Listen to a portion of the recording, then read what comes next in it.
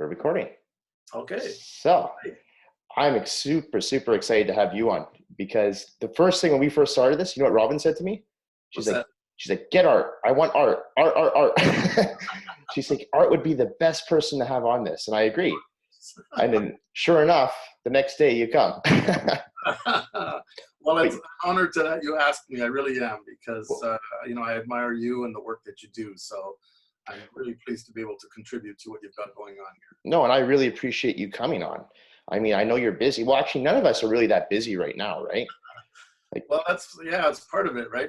It's much easier to make time for this now than it was, say, 2 or 3 weeks ago. Yeah.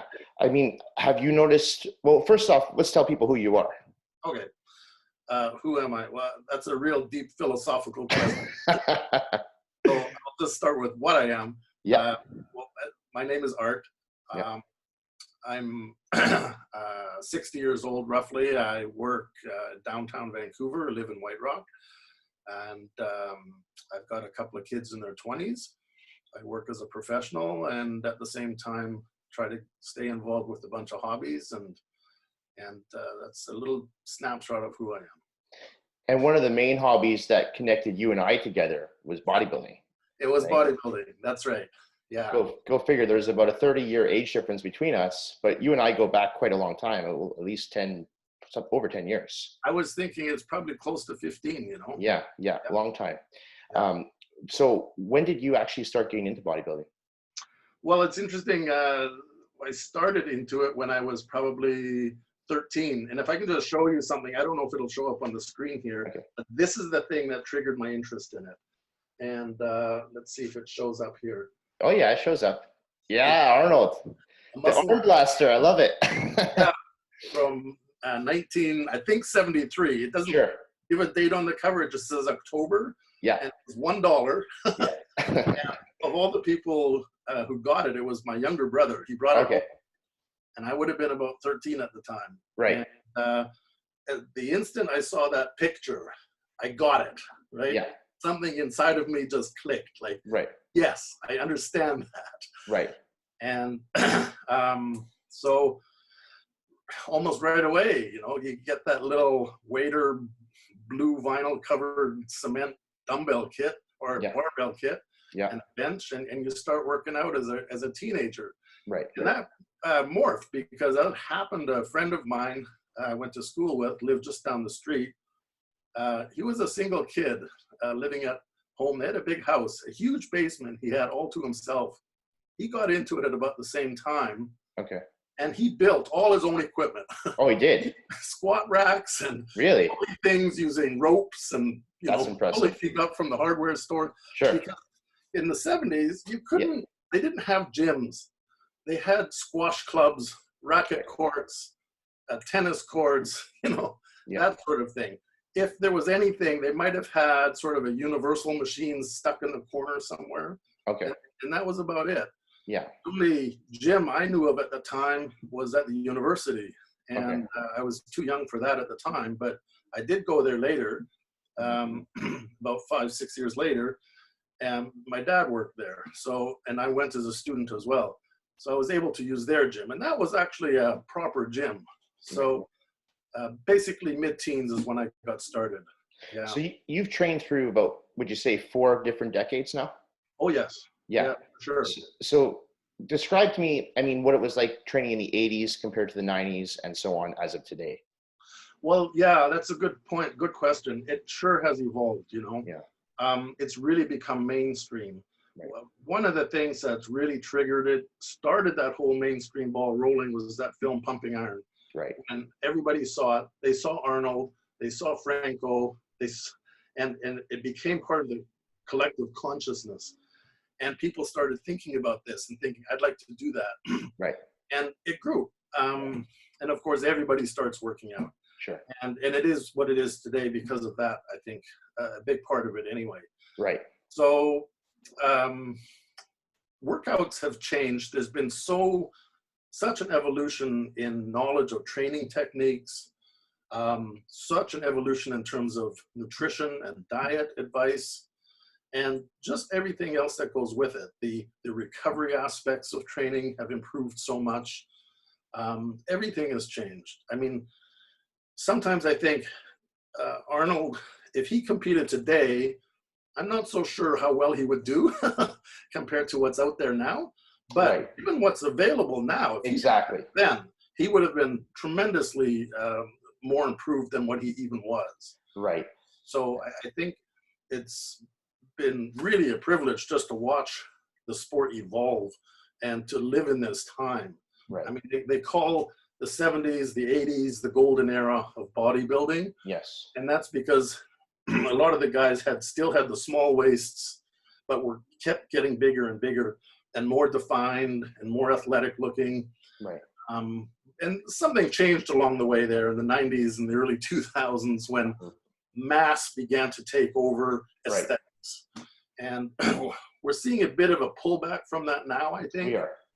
And there's still one of the big things is when it comes to competition, there's so many more classes now. Sure. They've got classic bodybuilding, they've got physique, and they've got all the different heights and weights and all of that. So you see a lot of very, very athletic athletes out there competing, which, you know, in the 70s, 80s, you wouldn't have seen that at all. It was sort of one type and that was it. Yeah. Yeah. In your opinion, what do you think, when did bodybuilding go wrong? Because I mean, I look at the physiques back in the 80s and early 90s, and that's what I always wanted to look like, the Arnolds, the Columbos, the Frank Zanes. Mm-hmm. And then all of a sudden you see these big, as you said, these mass monsters hitting the stage. Now, whether that's, you know, from steroid use or from different training techniques, but I get a lot of people that say, I don't want to get into bodybuilding now. I don't want to look like a big freakish guy with a huge gut and die at 55. So what do you think changed? I think part of the change happened roughly around the time you see people like Dorian Yates coming out. Okay. And he became known for his tremendous size and thickness and heaviness, which before that wasn't really there quite as much. Right. And for those people that don't know, sorry, Dorian Yates was Mr. Olympia for 6 years straight. 6 years straight. He was the top of the pile for 6 years straight. And I believe it was from 92 to 97, was it? Yeah. Yeah, okay. And then you had, well, besides Dorian, of course, there was, well, what's his name? Ronnie Coleman. Ronnie Coleman after. Yeah. And Ronnie, he won 8 times. And I mean, he was also a mass monster, but in my personal, it becomes so subjective, but in my opinion, he had one of the better physiques. Oh, 100%, yeah. But even before him, though, they tended to have smaller waists and tinier waists. Yeah. And which obviously made the shoulders look broader too then. Right. But some of the aesthetics began to disappear, even with Ronnie over his career. His better years were the earlier years. The earlier years. As he went on in time, towards the end, he did get bigger and thicker and heavier, but then people start complaining about the guts being big, you know. Exactly. And some people attribute that to the introduction of insulin as part of their supplement regimen. Right. I don't know enough science to know whether that's true or not, but it would seem to coincide roughly with the use of insulin to support their other steroid use. Right. And you know what's interesting is I've had a lot of clients, they've seen that movie on Netflix, Ronnie Coleman, The King. And I know you've seen it. And it's a good movie, but I have a lot of people saying, well, see, this is what happens from years of weightlifting. I mean, he's had 9 or 10 back surgeries now. He abused his body. He beat it up. I mean, he's not even 60 years old yet, and he's in a wheelchair half the time or using a cane the other half the time. So, you know, when I try to tell clients, well, hold on a second. If you look at the way Ronnie trained back in the 90s and the early 2000s, the form and the technique wasn't the best. Would you agree? Oh, absolutely. Yeah, we've learned so much about proper form, even things like squatting, you know, foot placement, hips, the movement of the joints, all of those things have contributed to much better form. And it's people like you as trainers who help people do the things properly so that they don't end up with injuries and with crippling bodies, you know, 50 years or 30, 40 years down the line. So, and that's exactly why I wanted to have you on, because at 60 years old, you're still bodybuilding. In fact, you and I just prepped for 3 shows last year in 2019. Yeah. And that, for a lot of people that don't know, prepping for one show is hard enough, but prepping for 3 shows, and I think they were in a span of about 6 months apart, the show 1 versus show 3. Yeah. So we're not talking like, let's just bang out 3 shows week after week after week. We're talking a long, like over half the year of dieting. Yeah. And at 60. Yeah. I got to ask you something. Are you crazy? I don't even do that anymore. I didn't start out with the intention of doing 3 shows. I thought I'll just do 1 show. Right. And so that prep, of course, is usually the hardest. Sure.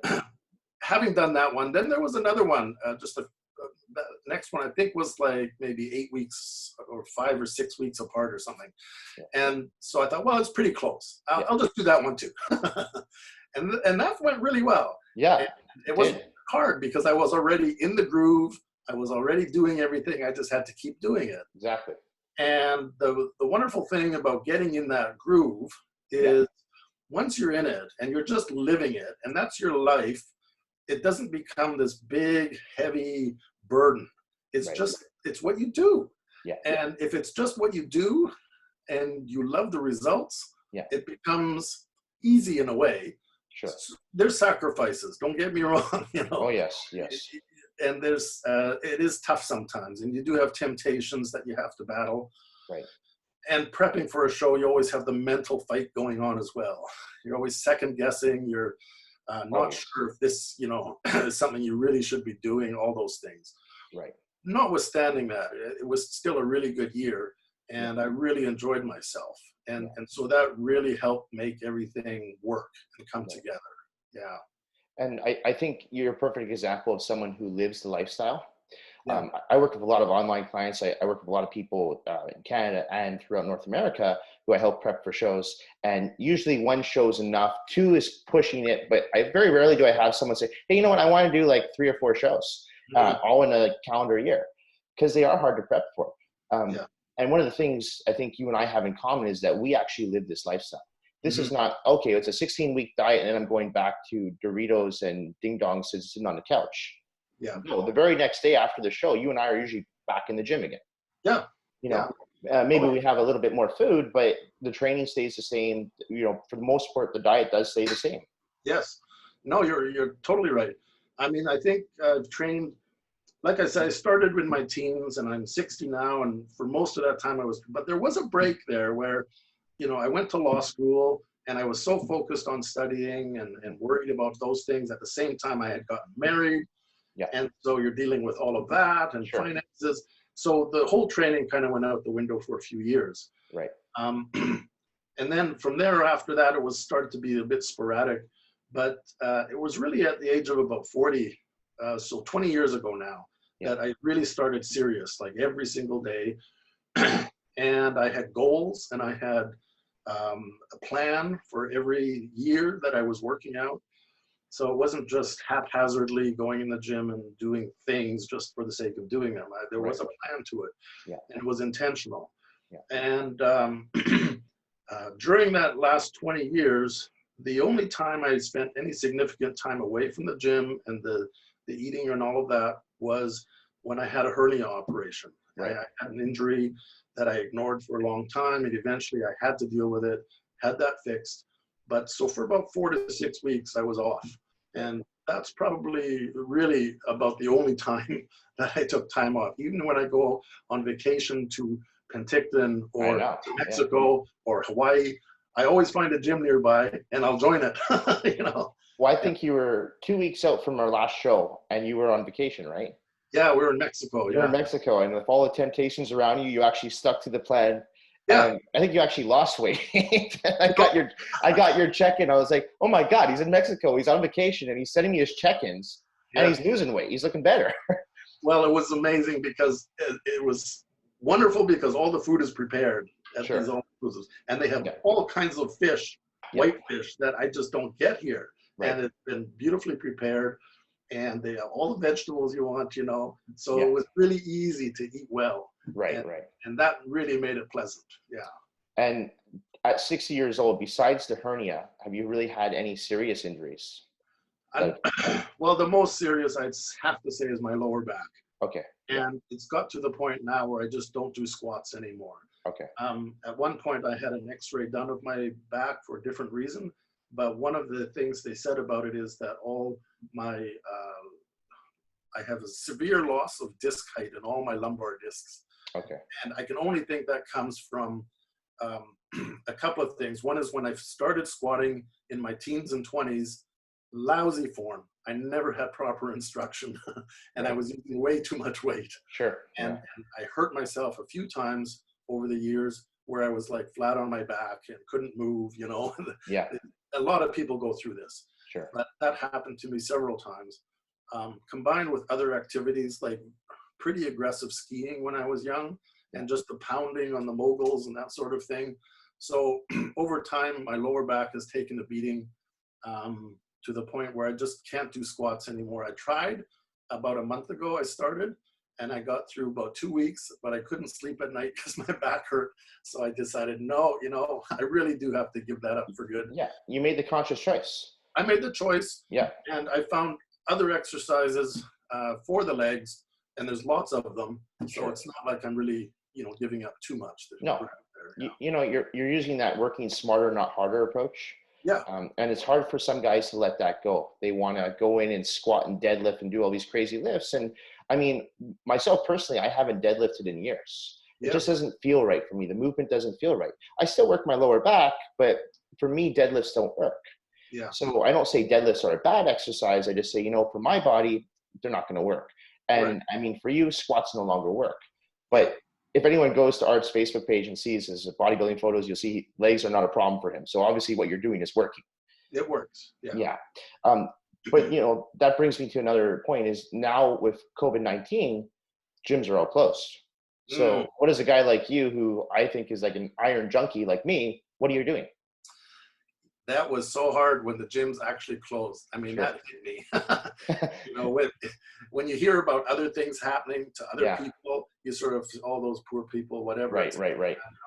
When it happens, when you lose something and it's gone for indefinitely, and for me, the gym is pretty significant. What I did is two things. I had to deal with the mental part of that.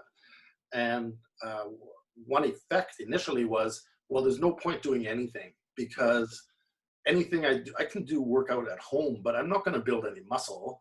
I'm not going to get, so what's the point? You know, that was sort of the thing that overcame me initially. Sure. But I grappled with that and I ended up doing a couple of things. One is there's an outdoor sort of a gym playground near the kids' playground where I live.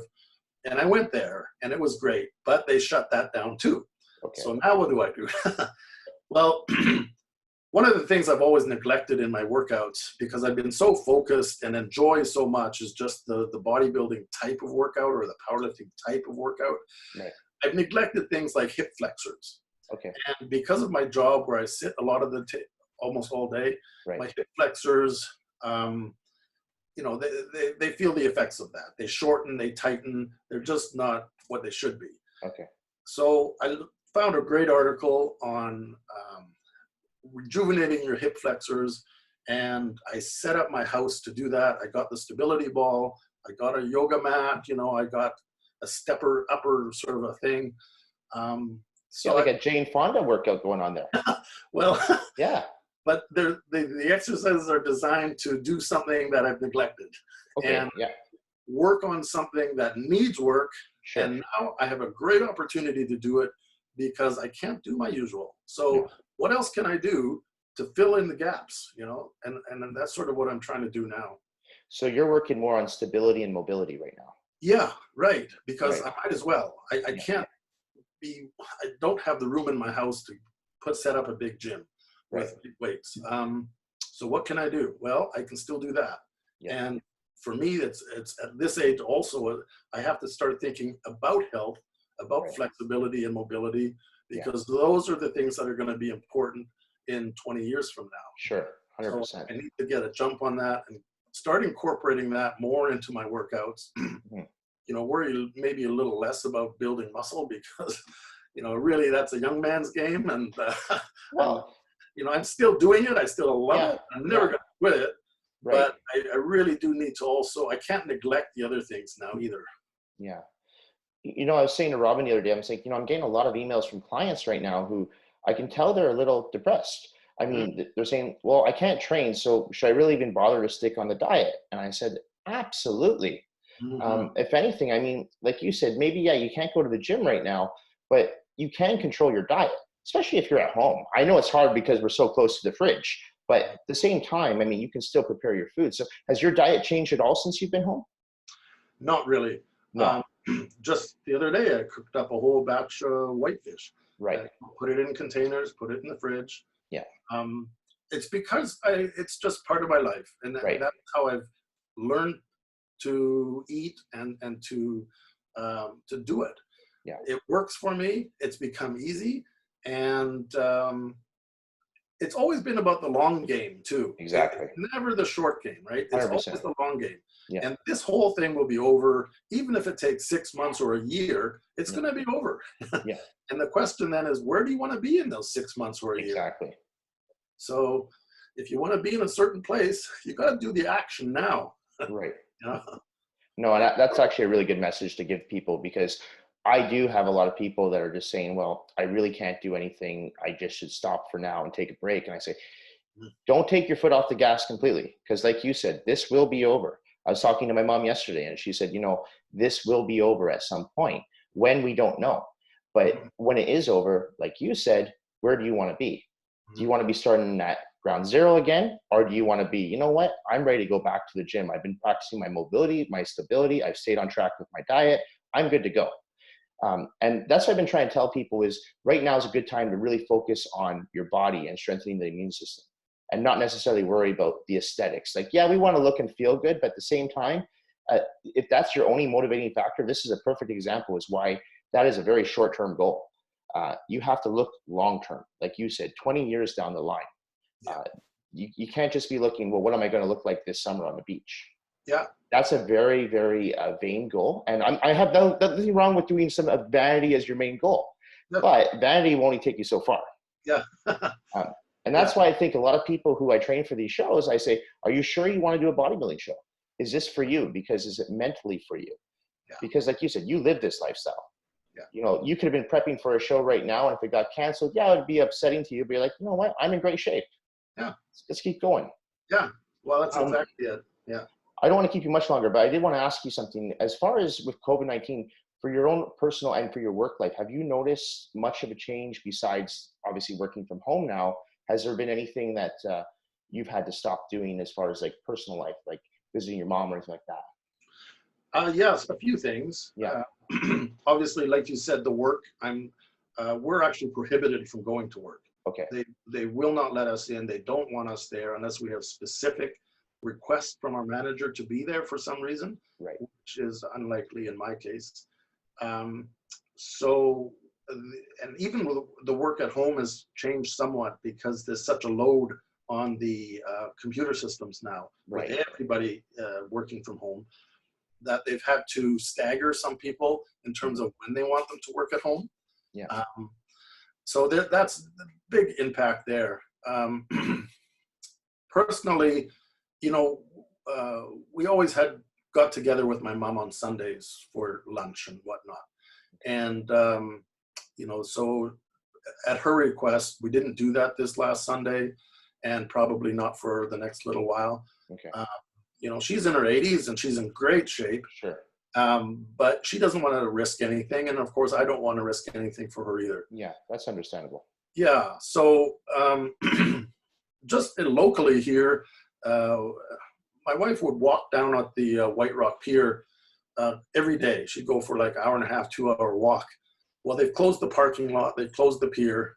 The promenade, I think, is still open. Sure. But there's a lot of outdoor places that have been shut down and closed now. So that has impacted on the ability to get outside and do things. Yeah. You can walk through the neighborhood. Right. You see a lot of people walking out there these days, which is really interesting. Are they practicing social distancing in White Rock? You see it quite a bit, especially at places of business. I went to the bank yesterday and I went to the drugstore and the grocery store. So the bank and the drugstore both have the plexiglass shield set up. and they have lines on the floor. When you're waiting for the cashier, you're supposed to stand behind those lines. Yeah. Even the bank, before they let anybody in, you had to answer 4 questions, but keep your distance from the guy asking. That's smart though. That's smart. Yeah. Asking about health and about travel and about, Yeah. And if you were okay, Right. and the next time somebody left, he would let you in. So limited people in there. Right. So everybody's being very careful. Yeah. You really see it. It's almost like walking through a horror movie, right? I mean, it's so surreal. Just walking on the streets, I was saying to my mom the other day, I'm like, I noticed more of a police presence even. And I think that's good. I mean, I know it's a little bit fearful for some people, but it shows that we're going hopefully in the right direction. Yeah. And I really think practicing, the social distancing is very important right now. And just doing everything we can to keep ourselves safe and healthy. Now, I know you've never lived through something like this before. However, you have lived through a few recessions. Yeah. And, I don't know for sure, but it looks like we're headed into one right now. I was asking someone this the other day. I mean, I've lived through one myself, but I mean, I had just started my business during that 2008 recession. Do you have any advice for someone like, say, my age who's about to go through something that we don't know how long this could last with the economy going down? That's a good question. I've gone through, I think, about 3. So there was 81, at which time I was still partly student and partly working. Yeah. And I think it was roughly 91. Yeah. There was another one at which time I was self-employed. And then there was 2008 where I was employed, where I currently am now. Right. So I had sort of 3 stages in life for each of those for myself. Right. So the first one in 81, I had tried university. It didn't really work for me. So I thought, what else can I do? And I ended up going to get my commercial pilot's license. Okay. Just as I'm in the middle of that, the 81 hits, the economy completely collapses, thousands of unemployed pilots. And I'm thinking, is it really wise to spend all this money just to join the unemployment line at the end? Right, right. I just completely changed gears and went back to university and ended up going into law school later. Right. So that one, I mean, it hit me in a very personal way because it completely changed the trajectory of my life. Sure. Or potentially anyway. So 91, I was self-employed. And I felt that one, obviously, because I was working as a lawyer in my own firm. Yeah. And work dries up, Sure. Yeah. And you have to be creative in how you deal with it and how you get money coming in so you can keep paying the rent and your staff and everything else, the overheads. Right. And then, of course, 2008, I mean, I was employed with the federal government at the time. And so, yes, it hits, but it wasn't as traumatic. Okay. But in each and every one of those, the thing is, they all pass. Right. I mean, this is life cycles. Right. If things go up, they go down, they go up, they go down. They always will. Right. Nobody ever lives on top of Mount Everest. We all, the climbers, they go up, but then they come down. You got to come back down eventually. Then they climb another mountain, and they come down that one. And that's just how it is. Right, right. So I think the thing about it all is, number one, don't panic. No. Just roll with it. Yeah. Number two, don't make any big major decisions, financial ones, in the middle of a recession. Sure. Unless you see an opportunity to buy some stock that's really dropped and it's going back up. It's going to go back, yeah. I don't think we've seen the bottom yet of that market. Not yet. No. But there's people who make a lot of money at these times. Sure. Oh, yeah. So just because there's a recession doesn't mean there aren't opportunities. There's always opportunities of all kinds. Right. And look for them and take advantage of what you can, but don't put yourself in a bad position just because of it. Right. And just be hopeful and be optimistic because things do end up better. They always do. No, that's great advice. Yeah. I think it's that resilience in you, that keeps going. All from bodybuilding. Yeah. Right? Yeah, keep going, right? Yeah, it's the same thing. I think you can apply bodybuilding to anything, right? And it's just like, you just keep going. Yeah. No matter what, no matter how bad things get, you just keep moving. Yeah, and it's a long game too, right? Yeah. I mean, in all ways, it's always a long game. And Exactly. don't get too distracted by the immediate circumstances. Exactly. Yeah. No, Change. Yeah. that's great advice. Art, I want to thank you so much for coming on. Robin's going to be very happy that you came on, because I said, I don't know if he'll come on. And she's like, push him, push him, push him. And I'm like, you ask him. Because I know you can't say no to Robin. Oh, that's the thing. You can say no to me, but not Robin. She's a force. She is a force. Yeah, definitely. Well, thank you so much for coming on. I really appreciate you taking your time and your advice. Your advice is always great. And your story. I mean, that's so important for people to hear. Especially people right now who are thinking, well, I'm just going to put my workouts on hold and my diet on hold. No, life still keeps going. So keep moving with it. Absolutely. Right? Yeah. Okay, I'll let you go because I know you got things to do. But thank you so much. Thank you so much. Tell Elka I say hi. I sure will. And I'm hoping to see you back at the gym soon enough. I hope so. Okay. All right. Thanks, Art. Okay, have a great day. You too. Bye.